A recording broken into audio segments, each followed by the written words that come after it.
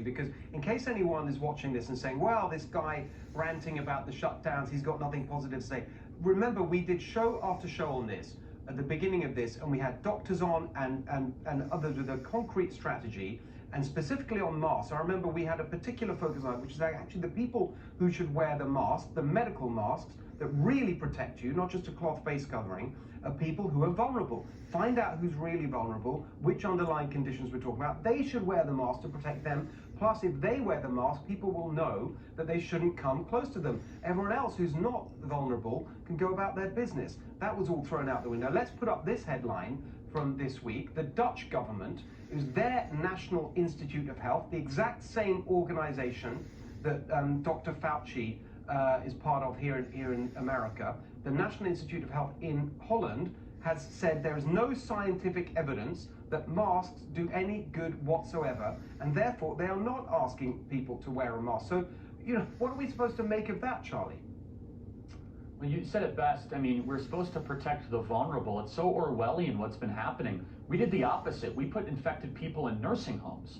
And then we keep the schools closed. Yeah. I mean, we did the exact opposite of what would have been actually what we should do, which is you shouldn't let anyone into the nursing homes. You should double down your efforts for the most vulnerable and keep the schools open. We did the exact opposite of what would have made sense. And look, I think there's a bigger issue here, Steve, of civil liberties and overreach of government.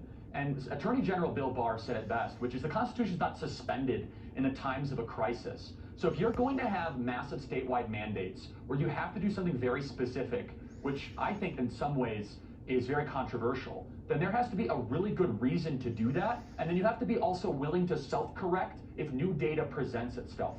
The whole point of being in science, Steve, is to be anti-dogmatic, right? And so just to say that this is working all the time without self-correcting, especially with something of a mandate that some would say violates the precedent of civil liberties, I think is outrageous. And I think it's spot on for us to challenge it and have a conversation around it, where there's an entire activist media cohort that dares not even allow you to have a conversation around it and say, sit down and obey. Just do what you're told. And I think that's really unhealthy for a society. And I am afraid of where this goes next if we're not allowed to have a discussion around these things. That's exactly right. And you know what? And what I'm really afraid of, as I said, is that actually it's going to end up with a Biden presidency, a Democrat takeover. They're going to make it all so much worse. The bureaucracy that's going to come down the line there is just going to be so horrendous. That is a calamity we have to avoid.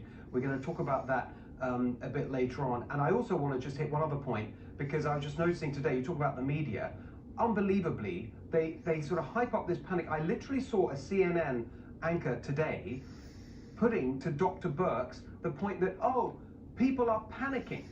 Like, yeah, why are they panicking? Because of you, CNN. That's why they're panicking, because you've been putting out this hype and misinformation.